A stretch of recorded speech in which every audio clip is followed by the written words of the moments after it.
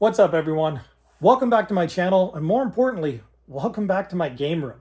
Today, we're going to talk about Nintendo 64. This is my current obsession, you could say. I want to have every NTSC game complete in box, every console variant, every controller, every accessory, everything that was first party by Nintendo for the N64 for North America. That's what I want to collect. That is my current goal with my collection, and there's been some changes to progress that because I'm sort of sacrificing everything else essentially to achieve this. And let's talk about it. So in my game room here, as you can see, I have a bit of everything. So from PS1, PS2, PS3, 4, 5, Vita, PSP, Wii, Switch, Wii U, original Nintendo, Super Nintendo, DS, 3DS, N64, a lot of it, all my Game Boy Colors, Sega Master System, Sega Genesis, Sega CD, Sega 32X, that's a complete 32X set, Sega Saturn, Sega Dreamcast, original Xbox, Xbox 360, Xbox One, One X, Series X, blah, blah. Magnavox Odyssey, which is an obscure sort of edition, as well as all my favorites and stuff. So, and again, this is where I play all my retro stuff. This is where I play all my modern stuff. And in behind there is my movie theater where I usually play PS5 and Xbox Series X. I have a PS5 there, as well as a PS5 Slim upstairs. It's my portal. I have an Xbox Series X over there, as well as a Series S upstairs. Yeah, I got a lot of games, and this is my game room. Now, what I want to talk about is my N64 collection. And in the last update, I showed I showed my GameCube collection, which, as you may have noticed, I didn't mention when pointing out everything in the room. I was going to sell that. I also sold my Virtual Boy. I had a almost complete Virtual Boy set. I was one away from a complete set, and that was Virtual 3D Tetris. I had everything else. I sold that. I sold my first print Pokemon Red, Blue, and Yellow, as well as all my GameCube games. And the reason for that was to make more room for N64. My collection was full to the top. I had all 10 of my sort of top 10 games smushed up on the top. Everything was squished here, and I was out of space. And the way my collection works is as I fill up shelves, once they're full, I'm done. I don't collect for it anymore. Once I add more shelves, it's going to get out of hand. The room already takes up a pretty big footprint. And I also don't want to have things in the center of the room. I wanted the centerpiece sort of to be my custom Final Fantasy VII rug, as well as my beanbag chairs for when I play either my modern systems or my retro systems. I wanted to have space to move around in the room and really enjoy it. I didn't want shelves that go floor to ceiling. Well, I mean, these kind of do, but like in the center here, and make aisles where it becomes overwhelming, cluttered, and unnecessary. My collection is very curated. Again, once I feel, oh my God, I always forget to mention you. My Game Gear collection. It's up on the wall, so I always miss it. But there's my Game Gear collection as well. Okay, I was pointing it out in a couple videos ago that I showed everything except for that, and I wanted to make amends real quick. There it is. So I don't want my room to be overwhelming. I think it looks very tasteful right now. It's very fun. There's lots to look at, and it's not overbearing. As soon as I start adding more shelves to complete more sets and add more games, it's going to be too much, and I don't want that. If anything, I want to make this room smaller and pull this makeshift wall back and elongate my theater room, because right now you sit not super close. You sit far enough back. That's a 14-foot screen, which is essentially the wall, but I painted it with theater projector screen paint. It's really hard to see in here. It's very janky because this light's controlled with all the other lights. So I just unscrew the light bulb essentially. But this is my theater room. And I'd like to make this room a bit bigger and move all this further back, which would shrink the game room as it currently is. And if I want to add more games and more shelves and keep collecting things, it's going to make it bigger. And I don't want that. So I sold my GameCube collection, which consisted of these 7 shelves here. Sold that, sold my Virtual Boy set, as well as a few Pokemon games, got a big chunk of money, and am investing that back into the N64 collection.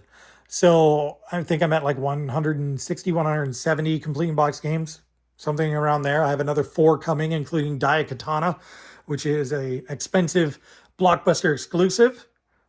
It's one of the big ones left that I need. Same with F1 Championship Racing. Everything else is sort of, not cheap, but not really expensive and much more common. So filling up the rest of the collection and completing it won't be too big a task since I got, the big 5 out of the way up top and, a good chunk of the ones down here. So yeah, I sold all that, sacrificed a pretty big part of the Nintendo collection. I mean, GameCube was a pretty popular system. But my remedy for that was this. So this is my new to me, completely custom modded, HDMI modded GameCube with a micro SD card as well as Pico boot and Swiss. And I had the entire North American library on that running through HDMI. It does full 1080p or 1440p rather, I believe. And I can still enjoy all of my games that I had, as well as the ones that I didn't have. And plus, when my nephew comes over, he loves the GameCube. My girlfriend, sorry, fiance, she really enjoys a lot of the Pikmin games that are on this, as well as Animal Crossing. So, like, I wanted to have it still, but I just couldn't justify keeping all the physical games. Because if I were to move them from that space and put them somewhere else, I don't have anywhere to put it. And then I got to add another shelf and rearrange things. I don't want that. So I got rid of ones that meant the least to me, that was also adjacent to where I needed the space. And that happened to be GameCube. So I used the money from that to buy this modded GameCube, and as well as a modded N64. So my original plan was to collect both a complete loose set and a complete in box set, which is kind of ridiculous and would be very expensive. But that was my original sort of goal, because right now I have doubles of everything that I like to play, because I don't like opening the boxes and exposing the tabs to extra wear or anything like that. I'd like to complete them, put them in protective cases, and then put them on display, and that's it. If I needed to, I would open them and play the games that were in them, but that's why I wanted to buy multiple carts, so I didn't have to. Now, I bought a X5 EverDrive, which has the complete North American library on it. This is my original N64 that's hooked up through S-Video that I play everything on my Sony Wega Trinitron. I also have a Atomic Purple custom shelled HDMI modded N64. Now that's being finished currently, but it also connects to the internet, updates, has 1440p capabilities. It's super, super cool. This TV, though, unfortunately, is only component. So what I'm going to do is I'm going to take the GameCube as well as the new N64, not that one, but the one I'm having made, and I'm going to put them on like a 24-inch 1080p television, probably here where my Odyssey collection is, and I'll move that somewhere. It's not, a super big thing. I might put shelves on the wall there and just mount them up there and put the games and display it up there in the middle. And then I'll free up this space to put the GameCube and N64, move my little chair, sit there, enjoy that stuff. Because when you display something that was originally 480i and 4:3 resolution on a large TV, it looks not great. You need to be far away for it to look good. And I'm not going to sit this close to a 4K TV and play something that's displaying originally in 480i, currently in 1080p, but like it's not, it just doesn't look good.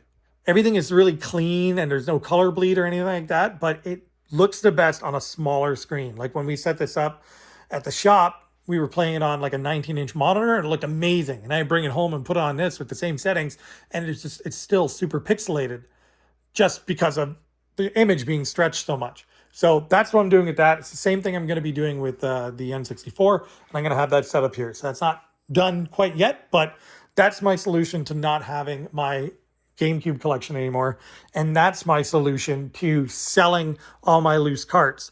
Because once I fill all this that's currently open, maybe I can put another 60 or so games. I'm still, There's 296 games. I'm still going to be 70 or so games away from finishing the set. And I'm going to need these other 3 spots to do that. So that's what's happening next. Other than that, everything else that I have is the full complete in box Fantastic series. Like all these consoles are basically brand new. They're still in the plastic bags, all that. My complete controller collection, this is brand new. This one is essentially brand new, physically and inside. There's still some wear on the box. I would like to do a condition upgrade on the box eventually. All of those are in great shape. They're all complete in box. Those are pamphlets from the original pre-release of N64, so they would have been in stores before it was launched. They're also posters, I believe. I've never really fiddled with them and opened them. My North American Toys R Us edition Pikachu N64, as well as my Japanese edition of Pikachu N64. I also completed my Game Boy Color collection. So that's every box, every manual, every insert, they're all in there. The consoles are out on display though. My complete in box original Game Boy is down there. What else is new that I've added? I don't think anything. The only thing I've been buying is like N64 stuff. I stopped collecting for literally everything else and stopped focusing on it. The only other new stuff was like the modded consoles. So anyways, that's my current goal. I want to get every game complete in box, every console complete in box. Oh yeah, this is new. So I got a Donkey Kong 64 complete in box set. It was missing the, I guess not a complete in box set because it was missing stuff. It was missing the controller and missing the game. I already had a game and I had a spare controller. Controller's already in there. The game I forgot to put in, but I'll take that down and throw it in after. But that's one of my newest additions to that. I need the Star Wars Racer bundle. I need a box for my Toys R Us Gold edition. I also need the Extreme Green controller bundle variant. I need a box for my Toys R Us Pikachu. That's going to be expensive. I found a few that are just box only and they're in the $500 range. Like no manuals, no styrofoam inserts, no nothing, just a box. And they're in terrible shape and still $500. So it's going to be fun trying to find one of those. What else? I think that's the 3 or 4 that I need to complete the console variants for North America. There's also a Toys R Us Gold controller bundle. So there's 5 more bundles that I need. Yeah. Box for that, box for that. So I need 2 more boxes and 3 more bundles to have all the consoles. I do believe. I have all the accessories there already, fully complete, as well as all the controllers fully complete. So yeah, 2 more boxes I need and 3 more complete in box variants. Then all that's left is just the games themselves. So I don't want this to go on for too long. Yeah, that's that's it. This is really impromptu. I wanted to make an update because, like I said, I was selling stuff in the last video and I wanted to sort of come back and show you the result of that. So yeah, I guess the next time you see an update, be another few weeks. Hopefully I get some more console variations. I'd like to get those out of the way sooner rather than later. And then I can just focus on organically finding the last 120 boxed N64 games that I need. Well, that'll do it for this video. Like I said, quick update. I want to thank everyone for watching. There's a ton of new subscribers as well as a ton of new traffic on my channel since I started doing game room stuff. So I'm really happy about that. I hit 8,000 subscribers the other day. That's really cool. So I want to say a big thank you to everyone for that. And I will see you guys in the next video. Take it easy.